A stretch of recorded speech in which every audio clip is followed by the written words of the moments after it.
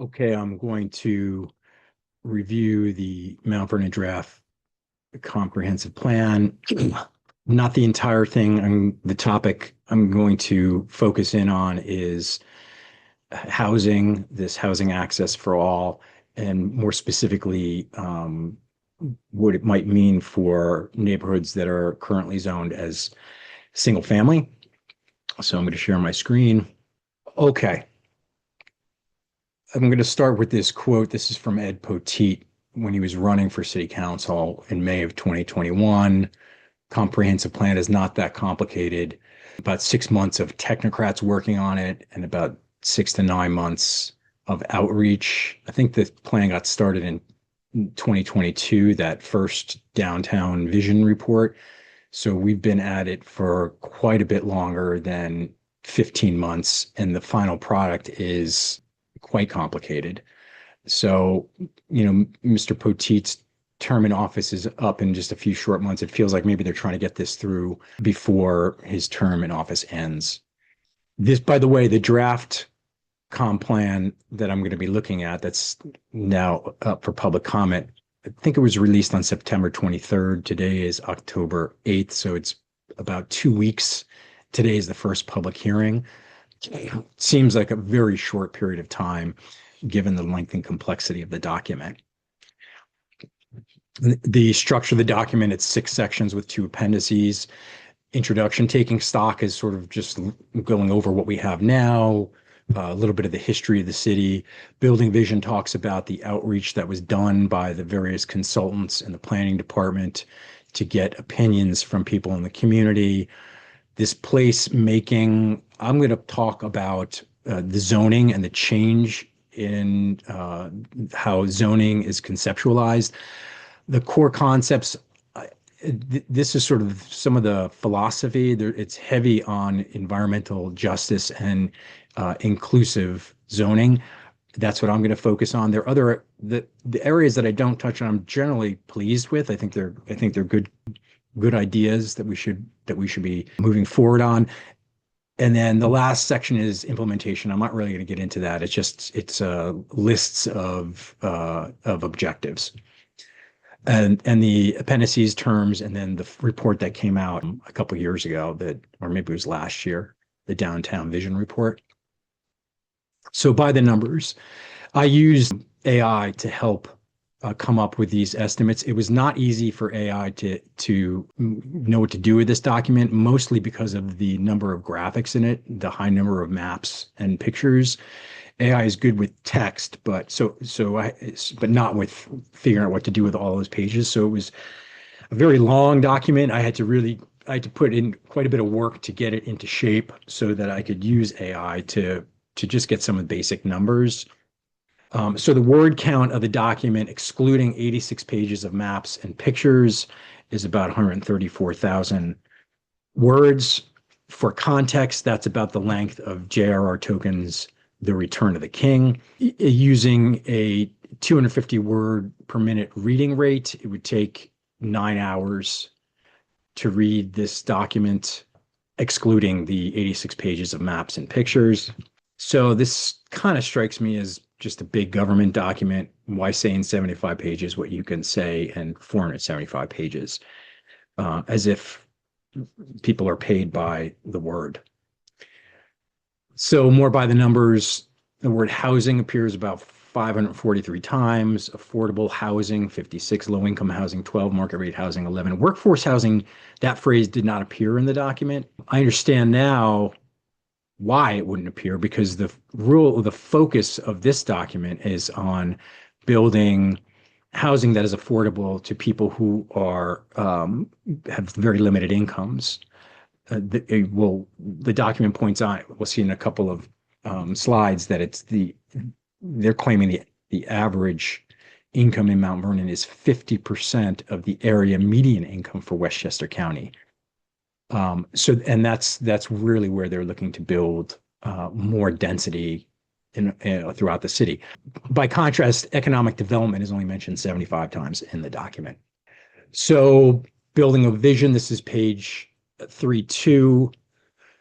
So the outreach was to build trust, to encourage broad and inclusive involvement, to drum up support for land use decisions, expand the network of stakeholders invested in Mount Vernon's future.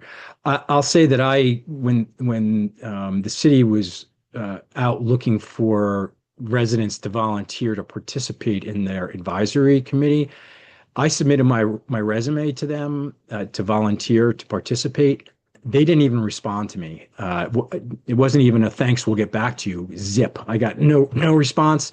That to me, I found discouraging as opposed to encouraging and exclusive rather than inclusive. This is worth listening to. This came out on the 6th. There's a new YouTube show from the mayor, Let's Talk with Sean. She interviewed Planning Commissioner James Rouse. They talk about low density housing and what that will mean, what that means in the comprehensive plan. And I thought this was interesting, the way they talk about it here. They're using the Pasadena neighborhood as an example. And Rouse, takes on the role of a hypothetical resident who asks, we're single family homes here in the Pasadena neighborhood. Are you eliminating single family zoning and making it all triplexes? Rouse answers, no, we are not doing that. I think that what's interesting about that is the way he framed it. That's true. I think that is technically true. And then the mayor says, can you repeat that? No, we are not eliminating single family homes. And again, I think that's true, but I think the devil is really very much in the detail here about you couldn't eliminate single family homes, even if you wanted to. So you couldn't come into a neighborhood that say my house is a single family home and say, oh, our new comp plan says you can't have that single family home. You have to convert it to a triplex because that's what we've changed your neighborhood to. Yeah, I would say goodbye. I wouldn't even entertain that. I'll say I'll see you in court if you really want to pursue that, but it would be very, very silly. So for me, these seem to be this little back and forth. I don't know that they meant to do it this way. And then, sorry, Rouse repeats, no, we are not eliminating single family homes. But this seems to me like a red herring. Okay, so I don't think that's the question. So the question is not, are you eliminating single family homes? The question is, are you allowing duplexes and triplexes as of right in all neighborhoods that are currently zoned single family? That seems to be the question. And I think if in that conversation, Rouse was asked that directly, he would have to say that that's an objective of the comprehensive plan. And we'll see that. I'll show you the pages where it specifically says that that is the goal. The City of Homes version 2.0, that's the brand that Mount Vernon has given itself, the jewel of Westchester, the City of Homes.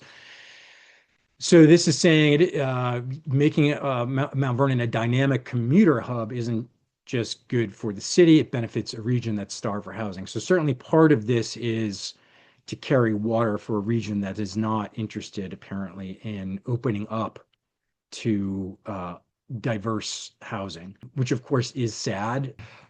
So here's another core concept, embedding environmental justice as a guiding principle. I think overall this is good. There are 5, these are all fine. I've written and posted videos addressing some of these concerns. This word is weird here, sensitive, as if there are people who are insensitive to polluting. But I get it. I think the idea is that certain communities have been forced to accept pollution in a way that other communities haven't. Say areas of the South Side where there's very limited tree canopy and you have idling 18-wheelers. That's going to contribute to air pollution in a way that I am not exposed to. And this here is key, this removing exclusionary zoning that perpetuates inequalities. That I think is a real driver of this plan, is this inclusive zoning model. Defines the definition of the exclusionary zoning, refers to land use regulations that intentionally limit who can live in the community by restricting housing types. Disproportionately excludes people of low income, people of color, and reinforces patterns of racial and economic segregation. I think at this point, it's really economic segregation that we're talking about. That's really what we're talking about here. So in a neighborhood that's single family homes, if you can't afford a single family home, then you will be excluded. People with low incomes generally have a harder time affording single family homes, so they are excluded from single family neighborhoods. This seems to be saying we don't want that anymore. So we want to open up the single family home neighborhoods to other types of housing. And the term used for that is this housing access for all, and as of right duplexes and triplexes in all single family zones. And this go back to that conversation between the mayor and the planning commissioner. Housing access for all, will those neighborhoods, people who live there, be allowed to build duplexes and triplexes in that neighborhood? I think they would have to answer yes. I don't see how they could answer no. That's what this is calling for. That's in all is unambiguous.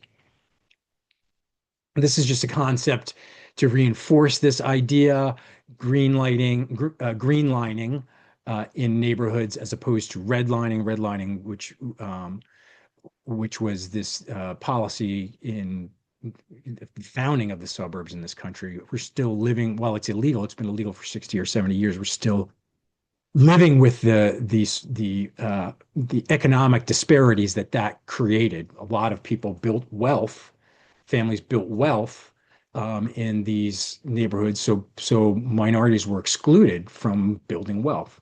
So this sort of is the antidote to that, I guess, is greenlining. I don't gentle density. I'm not a big fan of cutesy terms like this. Gentle density really just means mixed income neighborhoods allowing duplexes and triplexes in single family zones. Again, I think that the people who are promoting this plan will need to straight up say that that's what this plan calls for. And again, here it is again, page 318, building the vision, housing access for all. The suitability, consider the suitability of duplexes and triplexes in all single family zones by right. They may come back and say, oh, we've decided that it's not suitable to do this in the neighborhoods where people really push back hard on it. Maybe that's what's going to happen. And then this transit oriented develop higher density housing around, I think it's within a half mile of the train stations. I think that's fine. I do think that, and I'll talk about this later, that it needs to be truly mixed income housing, meaning a mix of market rate and below market rate.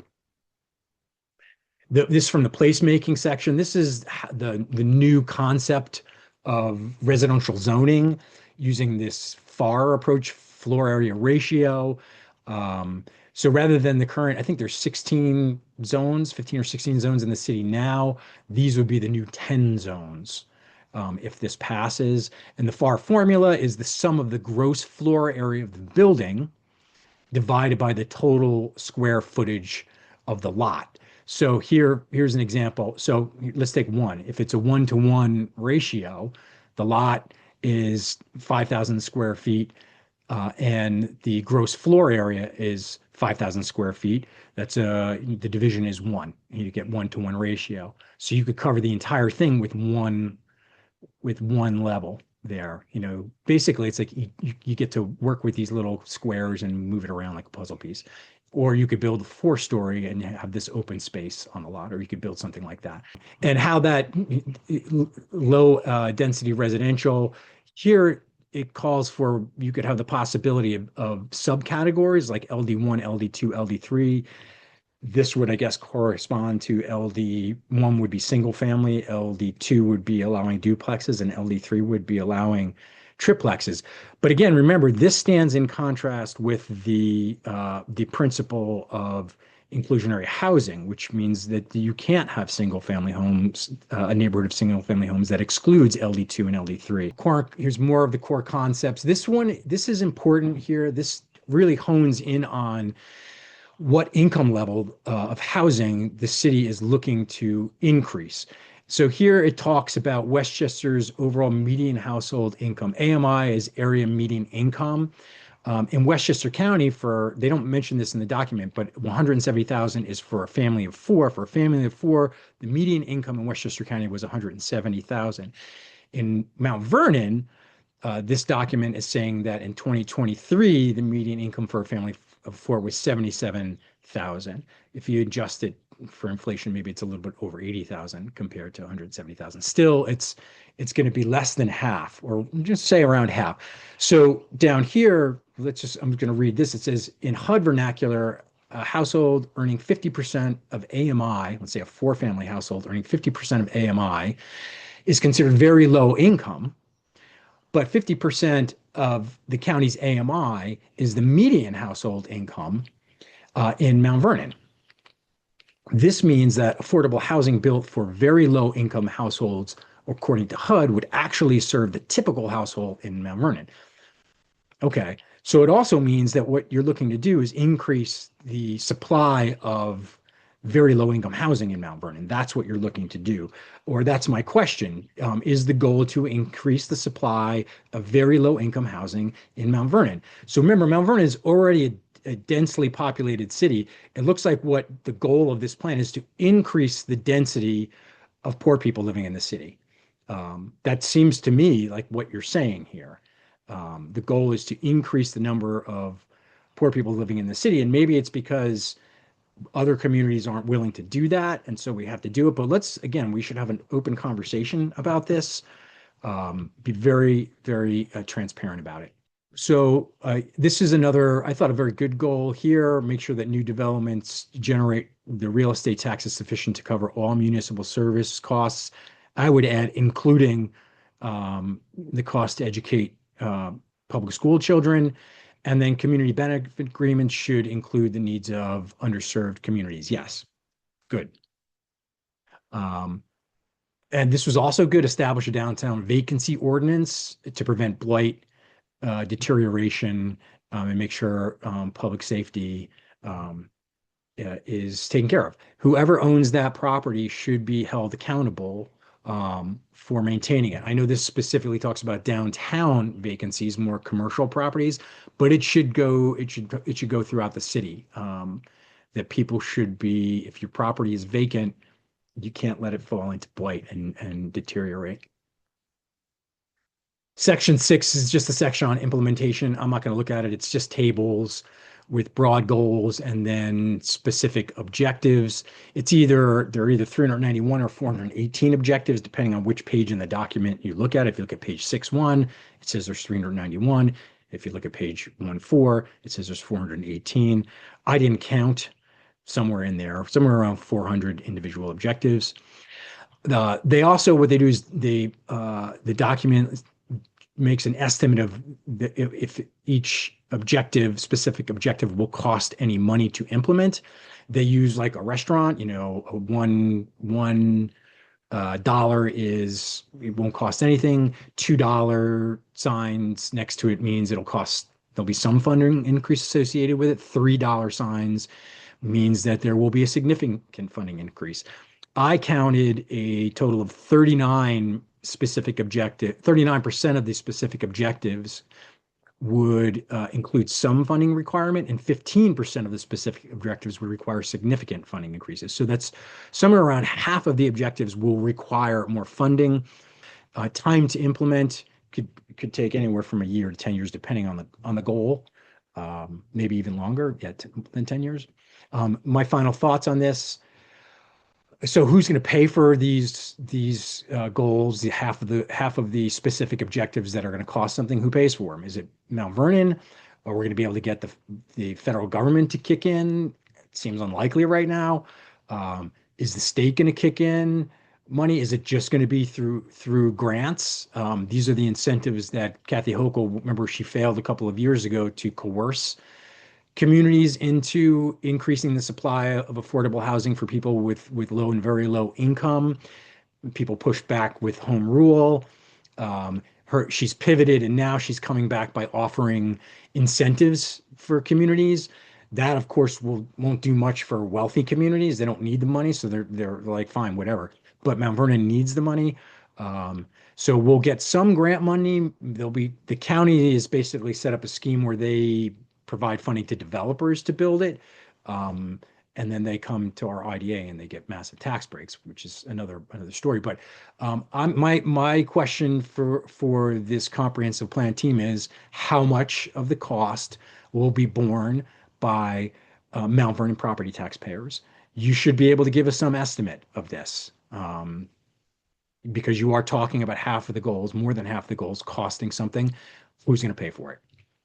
Um, so if neighborhoods are zoned as single family, I'm sorry, if neighborhoods that are zoned as single family are rezoned as low density, and that includes, as of right, duplexes and triplexes, what impact will that have on property values? I think this is a question worth studying. If you change, a couple things will happen. Just let's take the extreme example. Suppose in my neighborhood, people have the right to convert their single family homes to duplexes and triplexes. Suppose everybody in the neighborhood but me does that. Suppose I keep my single family home and everybody else converts their house to two and three family home. Whoa, what are the consequences for that? One thing, there'll be a lot more people in the neighborhood. That will mean it will cause the DPW to have to pick up a lot more trash.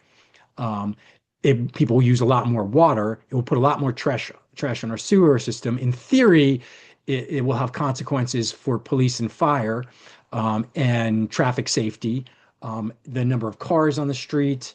Um, it will have an impact on all of that. What will it do to the value of my single family home? Will it drive the relative value of my home down? This, I think, is a question that needs to be answered. My wealth is tied up in the value of this property. We take care of the property. We put a new roof on the property. We put windows on the house with the idea that these are investments because it enhances the value of the property. If you change the neighborhood, and through changing the zoning in the neighborhood, you change the value of my property, I ought to know that. That doesn't mean I'm not going to go along with it, but I want to understand that, and I think that the city has an obligation, to tell me that. Um, the third thought is, yeah, it seems like the thrust of this plan is to increase the amount of housing in the city that is affordable to people who have a limited or very limited income. My question, I guess, is about long-term economic development. People with limited income don't have money to spend to go out to restaurants, to go to the dry cleaners. They don't have a lot of money. This isn't a knock on them. The reality is that most of our species throughout history has been living hand to mouth, like all of the other species on the planet. It's relatively recently that we've sort of, and some of us have gotten out of that. I guess there have always been kings, people who have lived like that. But um, the problem is, if we're going to increase density in the city of people who have very limited income, what impact is that going to have on economic development? How do you draw blood from a stone? People don't have money to spend. If they did, then the plan wouldn't be calling for increasing the supply of housing specifically designed for people who can't afford housing. So you're going to have to somehow walk us through how that is going to lead to economic development that's going to take pressure off current residential property taxpayers, as opposed to heaping more pressure onto us. And this is just a philosophical question that popped into my head when I was reading this. Are we looking to promote equal opportunity to have access to housing, or are we trying to engineer equal outcomes? I wish that there was more discussion on that. Sometimes I feel like we are trying to engineer outcomes when I think we really should be providing equal opportunity. Anyway, I'll also point out that high-rise rental buildings where 100% of the units are affordable to people with low or very low incomes are an example of economic segregation. Remember, the access for all, the housing access for all, is to redress this idea of economic segregation. Single family zone neighborhoods are segregated in that people who can't afford them don't have access to the neighborhood.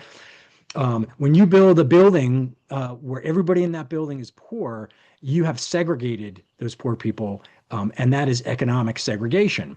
That's a truism, and it's bad socioeconomic policy. A better way to do it is to have truly mixed income buildings, a model of 80% market rate, 20% low income, 10% market rate. I'm sorry, 90% market rate, 10% low income, something like that. In Mount Vernon, I would even take it 60-40. Right now, we're doing all, and that I understand now why, looking at the comprehensive plan, is because that's the goal. The goal is to increase an already dense city with more density for people who have low incomes and very low incomes.